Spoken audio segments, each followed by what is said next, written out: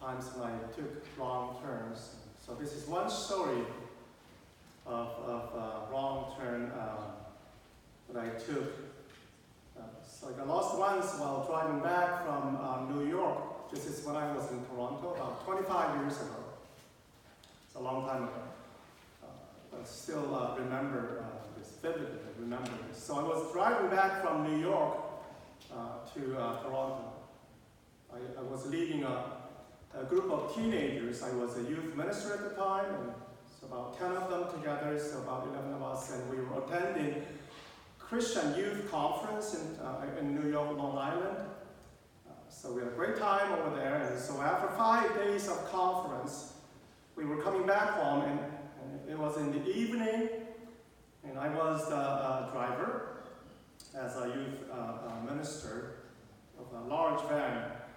And it was my first time driving in New York, first time visiting New York.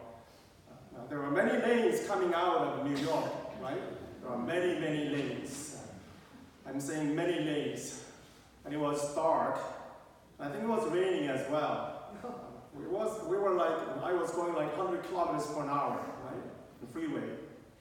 And so if you're not careful, you miss your exit sign, and then you end up in the wrong lane in the wrong place, right? Very easy to do that. So I thought, I took the lane that should have led us out of New York onto the highway toward Canadian border. Instead, I took a wrong turn and ended up in Bronx, New York. Yeah. I had no idea how I got there. In the middle of inner city of Bronx and running all the rundown buildings, like 25 years ago, right? There were a lot of rundown buildings, not many people on the street, kind of dark, and so I searched gas station for direction. It was kind of desperate. So we found one gas station. After about 15 minutes of driving, trying to find one gas station, and we saw police cars and policemen and frisking, rough-looking guys on the hood of police cars, just like in the movies, right? So I said to my group, don't make any noise. Don't make any noise, don't come out for any washroom. This is not a washroom break. You guys just stay inside, just be quiet. Just let me go out and ask. And I approached the gas station attendant and said, can you help me here? We're from Canada and want to go back home, and I think I'm lost. He looked at me and smiled and said, do you know where you are? And I said, I'm in Bronx, right? And so he took pity on me and pointed me toward a right direction and to take turn and exit one lane. So I followed his direction and got out and came home safe. And it was kind of scary at the time, being lost in the inner city of Bronx. I mean, 25 years ago, you hear all the stories about what's happening. You never want to get lost in the inner city of Bronx 25 years ago. I'm sure that you have your own stories of being lost, taking wrong turn and getting, I'm sure that you have stories of your own as well. So we're on, today we're on second part of sermon series on 5 wellness habits. We started last week. It's what's the subtitle? I forgot. It's oh yeah, okay. Road to Personal Wholeness. Well, folks, you should remember that because it's like self-help book, like Road to Personal Wholeness, right? It's like you should know that. So last week was on what? Was first number one wellness habit was on what? Okay. Let go. You start letting go. That's great. You didn't forget. That's great. And we focused on one area that we should kind of letting go, right? Which one was it? Let go of what? Letting go of what? Stuff. Yeah, letting go of stuff. Letting go of your control, right? So that's why I remind. Okay, this is good to remind myself. Letting go of your control. Now, when I say letting go of your control, it doesn't mean that you let go of total control. It's like balancing out what to let go and what not to let go. It's really about balancing out in scripture that we have read last week was teach us about taking your own cross, right? Leaving behind all your families and take your own cross. It's really about taking your own responsibility of your life seriously, right? As you let go of other people's lives, as you let go of some of the controls that you have, and release them for who they are and how they've been created to be. As you take seriously of the responsibility that you have in your own life as a father, as a mother, as a minister, as an individual, right? As a citizen, taking responsibility. So control in that sense, letting go of the we have control over some other people. Control, I mean, our culture keeps on saying to us that take control of your life, take control of other people. You need to take control in order to be successful. But in Scripture, it's quite counter-cultural in that sense. You really need to release people. Release the things around you in order to achieve the state of well-being and wholeness as you take responsibility that you have in your own seriously. So in that sense, I mean, losing control, like letting go of control is a very hard thing, isn't it? And it's very hard. And I said last week something about a minister that you are control freak by default. But we're kind of it's hard to let go. I used to be quite afraid of flying. Anybody afraid of flying? Well, very few of you. Yeah. It's not that I'm not afraid of dying, but I'm afraid of losing my control, no matter how I die. When you're up there, you have no control over your life whatsoever. When you're down there, it's okay. But so that's kind of like I'm losing I have no control over my life. So whenever there was like turbulences when you're up there, I used to just try to lift myself up as if it's gonna really lighten the whole load or something. And I try to do it. Losing control is not easy. But to achieve a state of wellness and wholeness is to let go of the controls that we have over other people, especially in our relationships, right? In our relationships, and taking taking your responsibilities seriously, right? Your own responsibility. So that's first one. It is start to letting go. And our second one is today. Wellness habit number 2 is admit that you are lost. Now, I really don't have to preach to you this morning because Anne did everything that I was going to talk about. She just stole everything from me. And within 5 minutes, she just did it more than I could ever. So I could just step back and just do that. But so just want you to know that she did cover almost everything that I'm going to talk to you. So nothing new here, okay, folks? So in our scripture reading today from the book of Luke, in chapter 15, we have Jesus surrounded by religious leaders, the people of high socio-economic class, as well as a throng of people of lower classes, right, whom usually follow Jesus. Now, the one from religious and high class asked and kind of complained to Jesus. They were saying, why do you welcome and receive sinners, like tax collectors and prostitutes and criminals, homeless, the crowd of lower class, and even non-Jews, Gentiles? Why do you do that? Okay? You're not supposed to do that. Why do you do that? So Jesus tells a parable to explain why he does that. It's sort of his mission on earth and why he was on this earth to describe God's kingdom. This is what God's kingdom is like. So he tells us a parable of this lost sheep. And so this is, chapter 15 is on the parables of lostness, right? Lost sheep and lost coin. And then, another one coming up is prodigal child, right? So describing God's kingdom in this lostness in 4 movements. There's 4 theme patterns here. There's lost, and then there's a search, and then there's found, and then there's what? Party, right? There's party going on, right? So something got lost, and somebody went out to search, and that has been found, and then there's great celebration. There's a sheep that got lost in the wilderness. The shepherd goes out and searches for that one lost sheep. The sheep got found by the shepherd, and he brings the sheep home, and there's a party. Lost, search, found, and celebration. So this is sort of kind of pattern. When you read the whole scripture, this kind of pattern, thematic pattern of God's relationship with his people. From the beginning, from the Hebrew Bible and the Greek Bible, and it continues in a sense. God's relationship, God's story with God's people and with God's creation.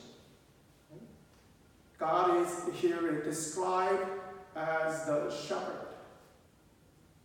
shepherd seeking a lost sheep, a lost people. God has been searching for the lost ones, and Jesus came to search for the lost ones. And when the lost ones are found, they get to come home, and there is a great celebration in the heaven above for that lost found sheep. So it's kind of overall pattern of the Bible stories. But it's also applying to God's relationship with us as well throughout the generations.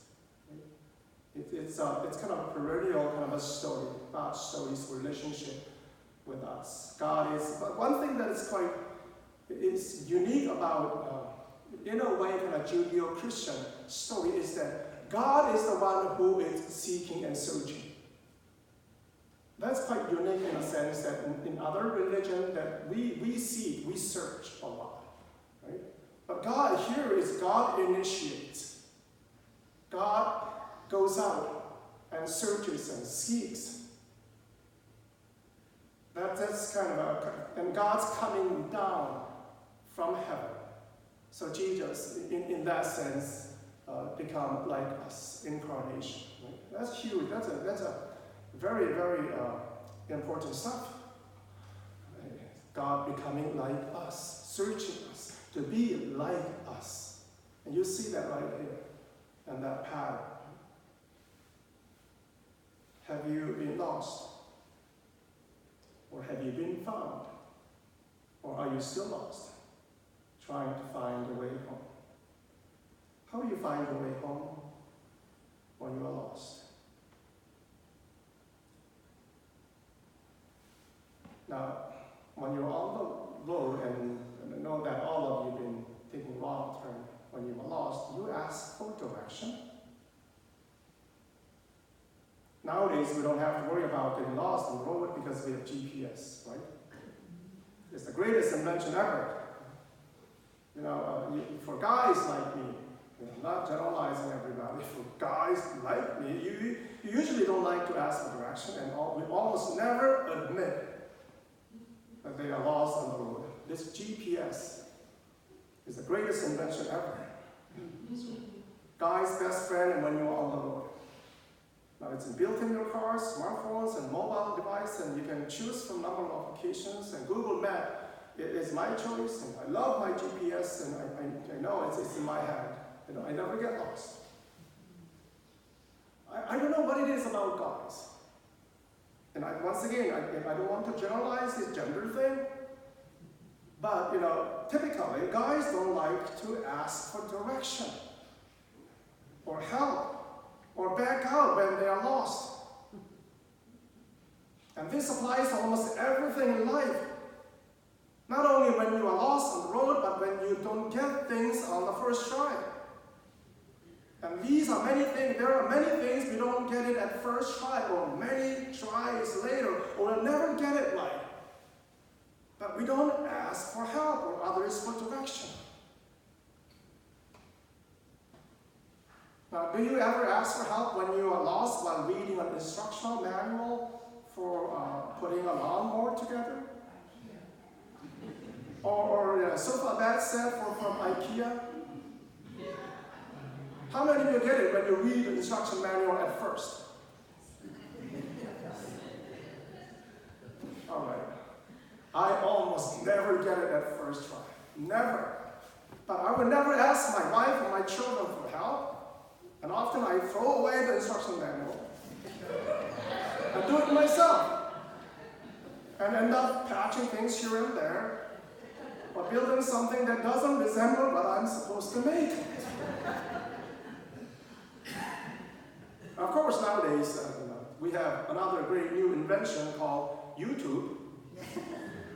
Anyone familiar with that do-it-yourself video channel? If I don't get it, I go to YouTube and watch how to do it myself and impress my wife. I did my basement drywall all by myself, and she was so impressed. You could do that?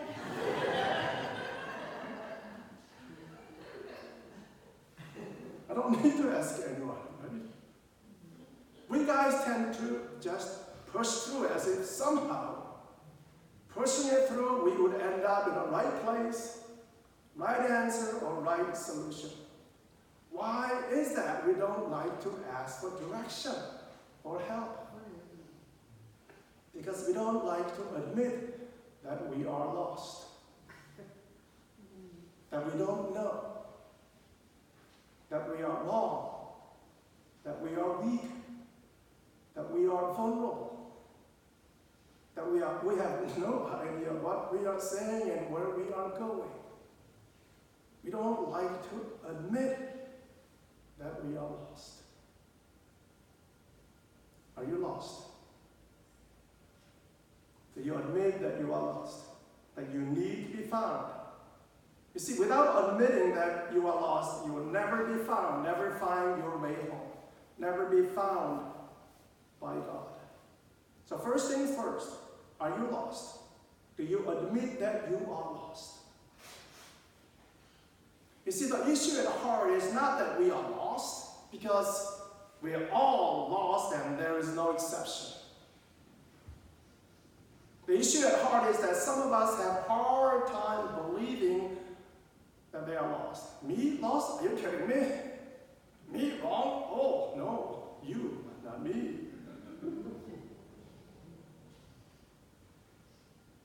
We have this kind of amnesia, like forgetfulness. If you don't know you are lost, then you don't really need to be found, right? There was a case in 2008.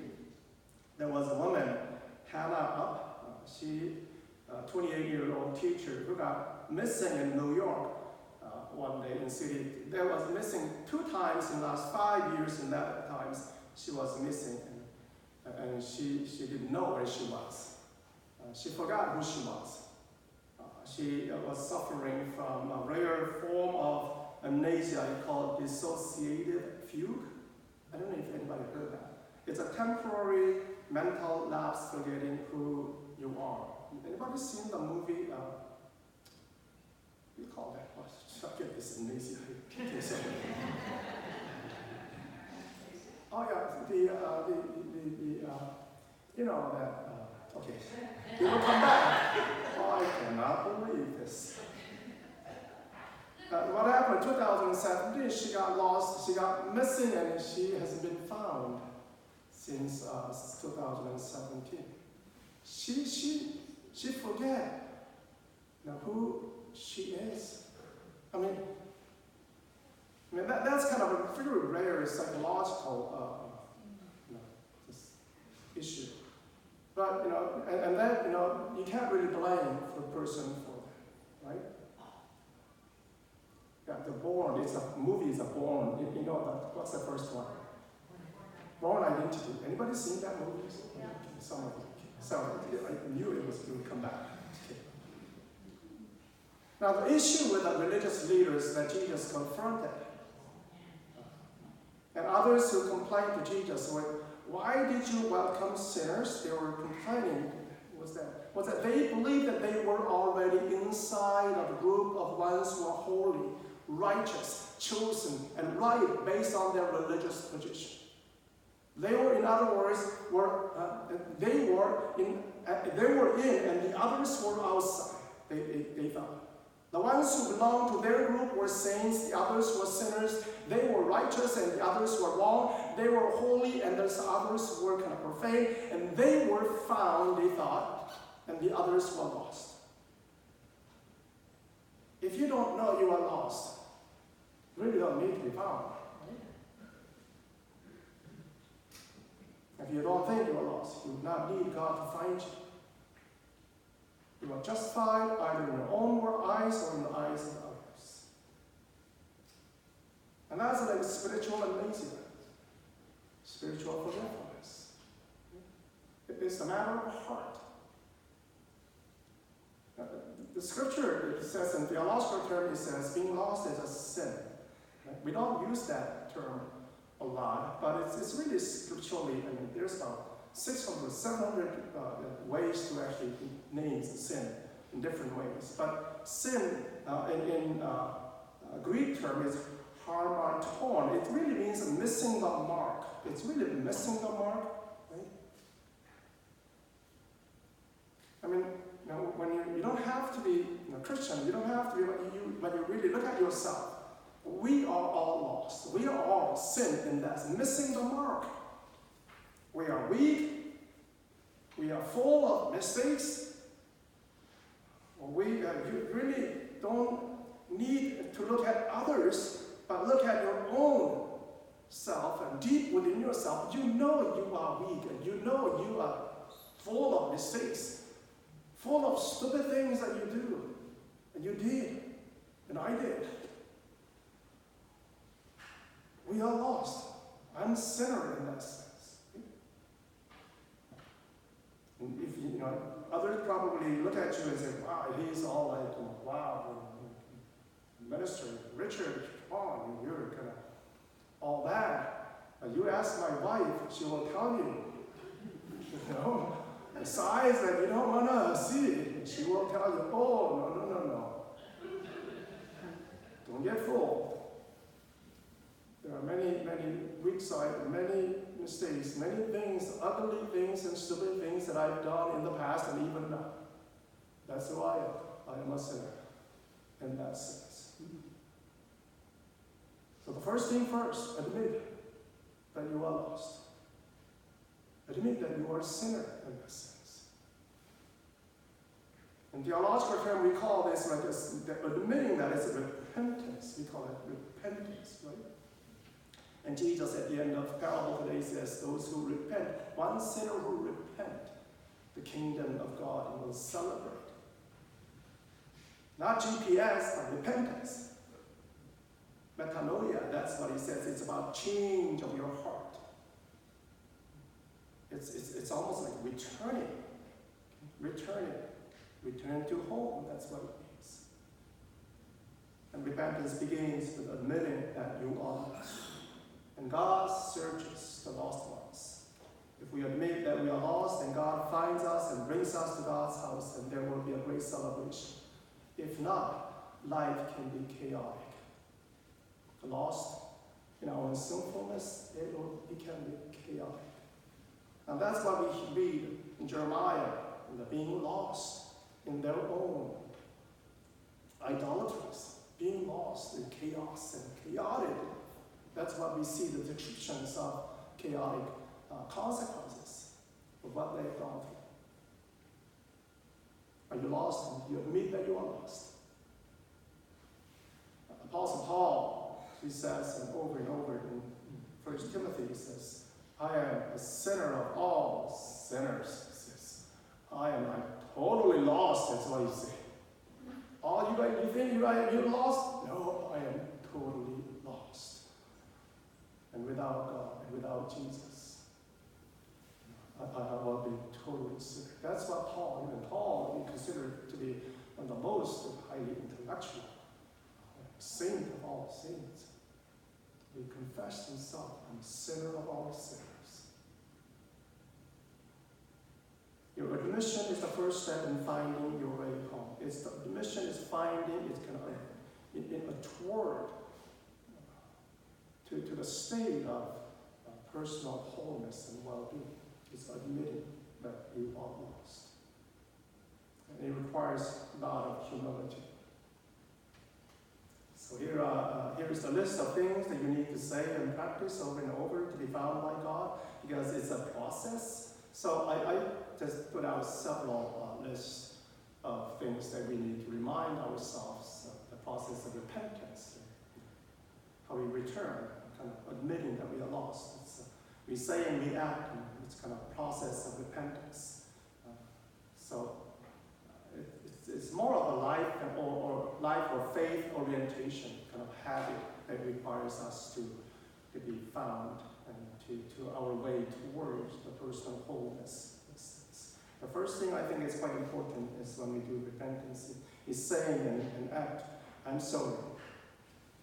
I am sorry. How often do you say I'm sorry? Some of you are very stingy about that, right?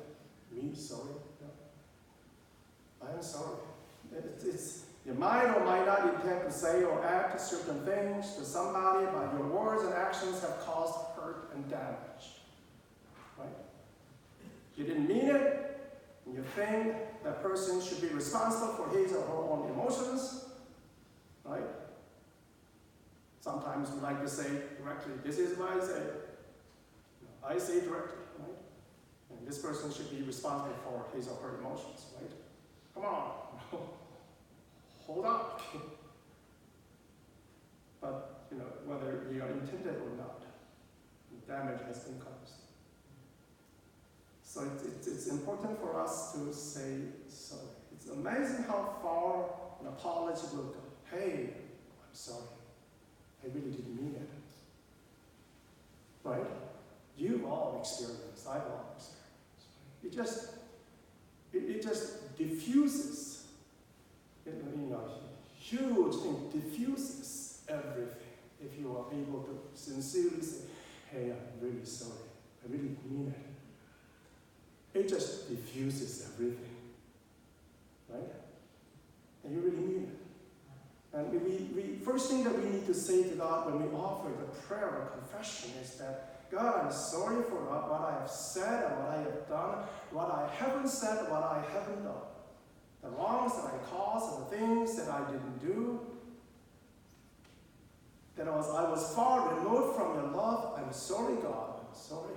I am sorry, really. And we try to show in our life how sorry we are.